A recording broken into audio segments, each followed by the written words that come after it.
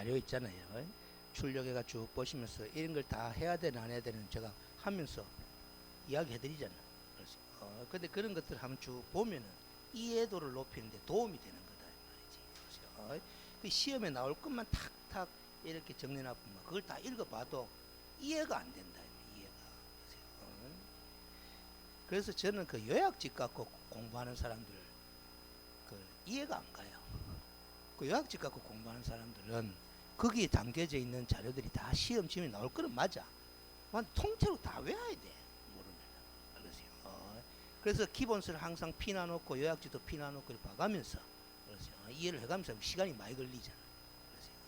그래서 처음부터 요약집 갖고 공부하는 사람은 이해가 안 간다. 그 요약집은 다 그 나올 것들만 추려놓은 게거든.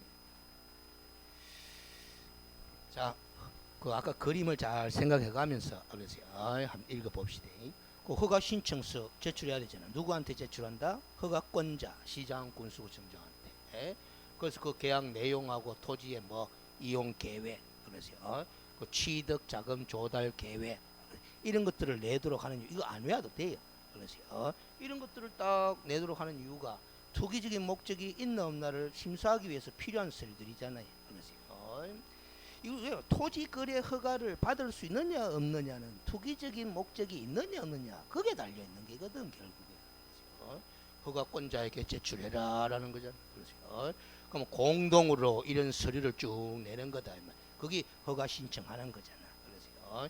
이런 거 안 외워도 돼요. 안 해도 된다 이 말이지. 이게 다 이 내용들이 다 어디에 허가 신청 서류에 다 기재되는 거다 안 되는 거다 기재되는 거다 이 말이지.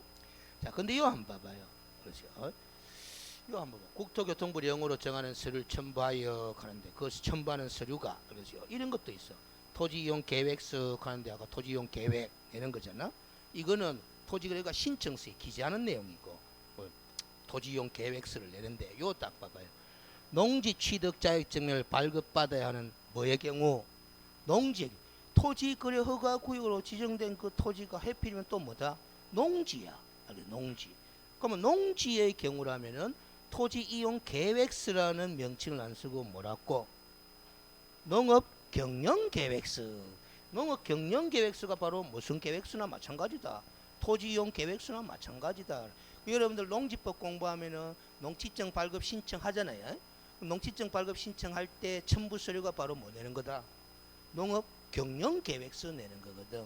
요거 한 가지 더 갖다 붙이면은 최근에 작년인가 재작년에 농지법이 개정돼가 주말 체험 영농 목적 있죠. 취미 영농. 취미 영농 목적으로 농지를 취득하고자 하는 사람도 농지증 발급받아야 된다 안 받아야 발급받아야 됩니다. 알겠어요? 발급받아야 되는데 옛날 농지법은 농업 경영 계획서 하는 걸 제출 안 해도 돼요. 알겠어요? 그런데 최근에 농지법이 개정되면서 내라는 거야. 내라는데 명칭이 농업 경영 계획서가 아니고 명칭이 요리 바뀌었어. 주말 체험 영농 계획서 이라는 거야. 알겠어요? 우리가 농업 경영이라는 단어와 주말 체험 영농 하는 말의 의미는 다르잖아요. 알겠어요? 주말 체험 영농은 농업 경영이라고 볼 수는 없다 이 말이지. 알겠습니까? 그러니까 계획서 내긴 내는데 농업 경영 계획서를 내지 말고 뭘 내라? 주말 체험 영농 계획서. 옛날에는 아무것도 안 냈어. 그냥 농지증 신청서만 냈어요. 그 지금은 주말 체험 영농 계획서를 내라고 돼 있습니다. 그래서 취미 영농 목적으로 농지증 발급 신청할 때 요건이 좀 강화됐다고 보여지는 거지. 알겠어요? 그러면서 또 한 가지 더 살붙여놔요. 옛날에는 농업진흥지역 내의 농지도 주말 체험 목적으로 취득할 수 있도록 허용했었는데 최근에는 뭐 농업진흥지역 내의 농지는 취미 영농 목적으로 취득을 아예 못하도록 차단을 시켜버렸어요. 그거 농지법 출제 대상입니다. 잘 기억해놔요. 그럼 취득자금 조달 계획서 투기적인 목적이 있느냐 없느냐 이런 문제겠죠. 그래서 안 해야 됩니다. 전체 흐름을 이해하라 말이지. 자 그래서 이것도 별로 중요한 건 아니네. 그래서 신청 서류와 관련된 걸 한번 읽어보시기만 해도 되는 기네. 뭐 안 읽어봐도 관계는 없습니다. 그래서 자, 요 한번 봅시다. 허가 신청 서류를 변경 허가 신청하는 거는 몰라도 좋아요. 변경 허가 받았다가 변경하고자 할 때도 마찬가지다. 변경 허가를 받았다 그렇기 때문에 자꾸 용어가 등장하는데 그래서 허가 신청서를 받은 허가관청은 지체 없이 필요한 조사를 하고 여기 중요해. 신청서를 받은 날부터 며칠 이내 15일 이내 아까 15일 이내 검토를 한다 그랬잖아. 민원 처리 기간이 며칠이다? 15일이에요. 그래서요 15일 이내에 허가 처분 또는 뭐 불허가 처분을 해야 된다. 아까 그림이 그랬죠? 그래서요 또 무슨 사실이 진행 중인 사실을 통지할 수도 있다. 선매 협의 진행 중인 사실을 통지할 수도 있는 절차가 있어요. 그래서요 선매 협의 대상인 토지라면은 그래서요 토지라면 자, 그 정도로 받으면 돼. 이런 거 다 필요 없어. 봐봐. 이런 게 시험 문제 나오겠어요. 허가관청은 토지에 대한 필요한 조사를 하는 경우에는 허가를 신청한 토지에 대한 현황을 파악할 수 있는 뭐 사진을 촬영 보관하여야 한다. 그런 이런까지 시험 문제 내겠어요. 안 내지만은 읽어둠으로써 뭐다? 이 허가 심사를 하기 위해서 이런 다양한 일들을 하는구나. 그런 이해도를 높이는 거예요. 자, 요 분명히 이거는 15일이라고 돼 있어. 15일 시행 규칙에는. 근데 시장 군수구청장 허가관청은 허가 신청서를 받으면 요 편 잘 봐봐요. 민원 처리에 관한 법률에 따른 처리 기간이 나서. 민원 처리에 관한 법률에 따른 처리 기간에 허가 처분하든지 불허가 처분을 하고 해놨어. 그럼 여기 보면은 15일 이내 허가 처분 또는 불허가 처분을 해야 한다 돼 있잖아. 그런데 법에서는 법 상위 규범인 법 제11조에서는 민원 처리에 관한 법률에 따른 처리 기간에 돼 있지. 15일이라고 나와 있다 안 나와 있다? 안 나와 있죠. 까보자. 시험 출제위원 입장에서 요 시행 규칙의 법조문을 가지고 시험 지문을 구성하느냐, 법에 규정된 요 문장을 가지고 시험 지문을 구성하느냐에 따라서 15일을 적을 수도 있고 뭐 민원 처리에 관한 법률에 따른 처리 기간이라고 적을 수도 있는 거예요. 같은 말입니다. 그러니까 결국 민원 처리에 관한 법률에 따른 처리 기간이 이게 며칠이다? 15일이다라는 소리야. 알겠습니까? 출제인이 15일을 바로 적어줄 수도 있고 아니면 요 표현을 적을 수도 있는 기다 말이지. 제가 이렇게까지 강의하는 거는 아세요? 여러분들이 15일로만 철저하게 외화가 있는데 갑자기 이 표현 나오면 무슨 소리고 이카까 싶어서 보라는 소리야. 알았어요? 자, 근데 요 봐봐. 요 말 있잖아요. 법 15조에 따라서 뭐 선매 협의 먼저 사들이는 협의 절차가 진행 중일 수도 있다 없다? 있다. 그럴 경우에는 위의 기간 내에 위의 기간 가는 게 바로 요 처리 기간 15일이거든. 15일 내에 그 선매 협의 진행 중인 사실을 신청인에게 뭐라 알려라. 그럼 아까 그림 봤을 때 15일 이내에 허가 처분할 수도 있고 뭐 불허가 처분할 수도 있고 또 뭐 선매 협의 진행 중인 경우라면은 선매 협의 진행 중인 사실을 뭐 할 수 있다? 신청인에게 통지할 수 있는 세 가지 케이스가 있는 거예요. 알겠습니까? 그런데 선매 협의 대상이 아닌 토지라면은 허가 처분하든지 뭐 불허가 처분하든지 두 가지 케이스가 있겠지. 무슨 소리인지 알겠죠? 모든 허가 구역으로 지정된 토지가 다 선매 협의 대상이 되는 것은 아닙니다. 공익사업용으로 사용될 토지에 대해서 뭐 선매 대상이 되는 거야. 알겠어요? 자, 그 다음에 허가증을 발급한 경우에 해당 토지의 소재지, 지번, 지목 및 해당의 인터넷에 게재해야 한다. 이건 중요한 게 아니죠. 그렇죠? 자, 허가에 간주 해놨어. 알았어요. 허가 간주. 며칠입니까? 15일 내에 허가증의 발급하는 게 허가 처분 아니겠어요? 불허가 처분 사유의 통지가 없거나 선매협의 사실의 통지가 뭐 없는 경우 그 기간 며칠이에요?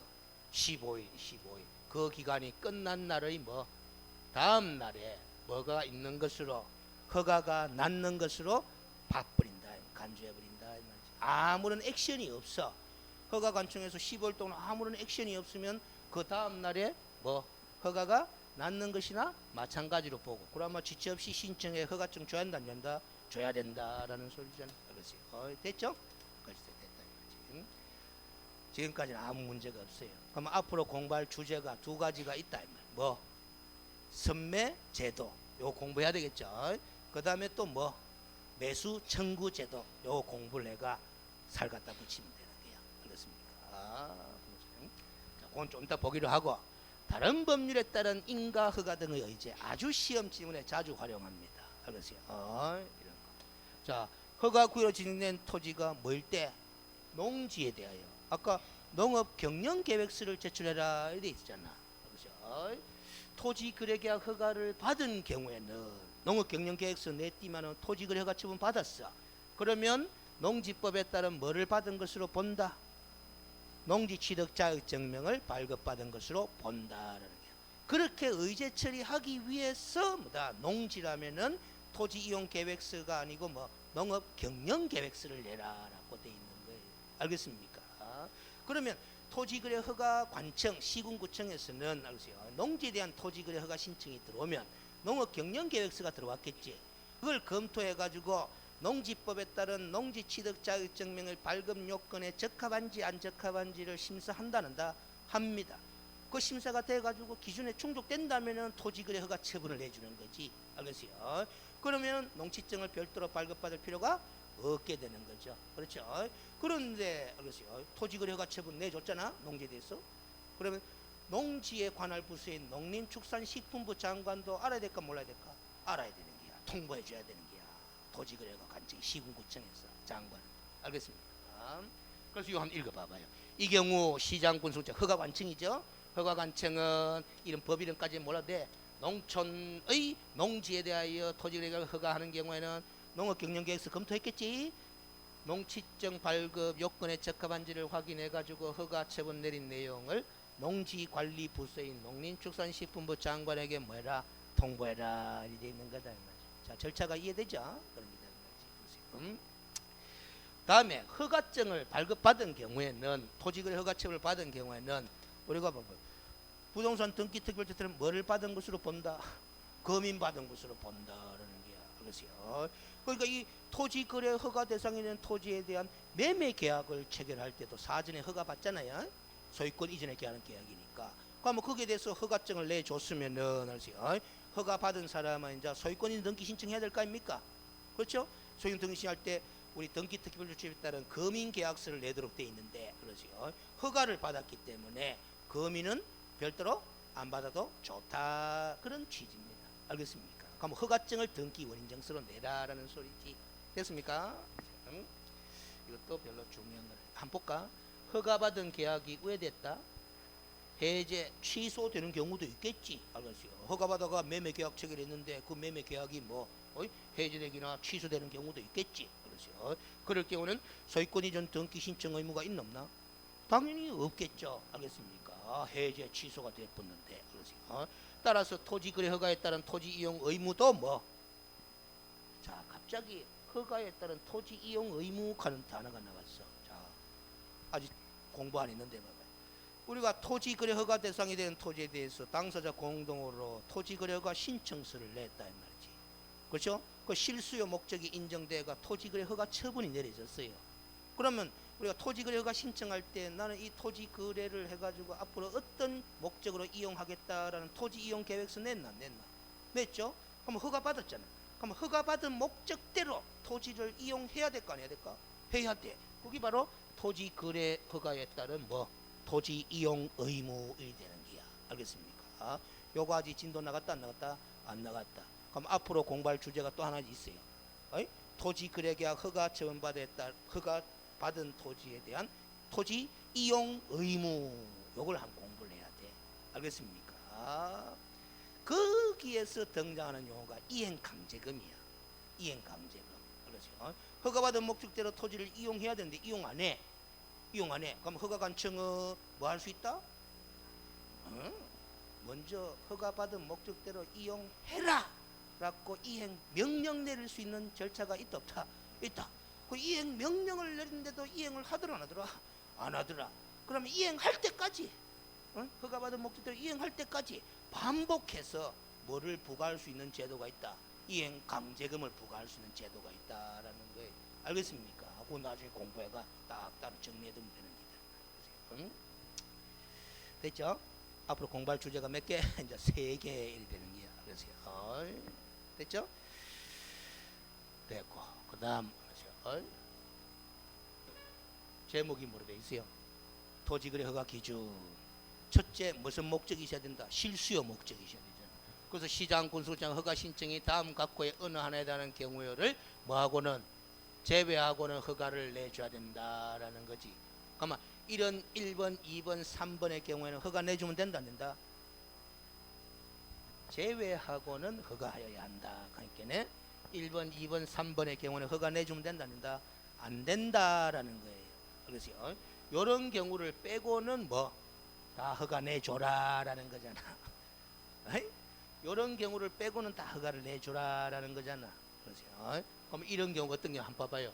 토지 거래 계약을 체결하는 자의 토지 이용 목적이 다음 강목의 어느 하나에 해당하지 않는 경우 해놨는데, 다음 강목 하는 거는 뭐다?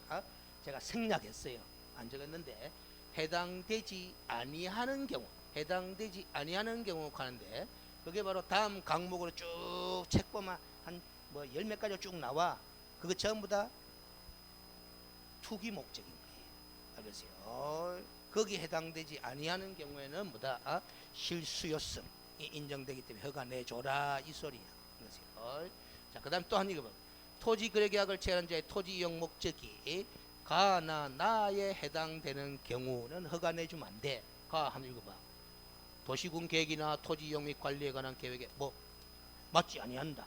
맞지 아니하니까 허가 내주면 되나 안 되나? 안 되잖아. 그래서 맞아야 된다는 거야. 맞으면 허가 내주라라는 거지.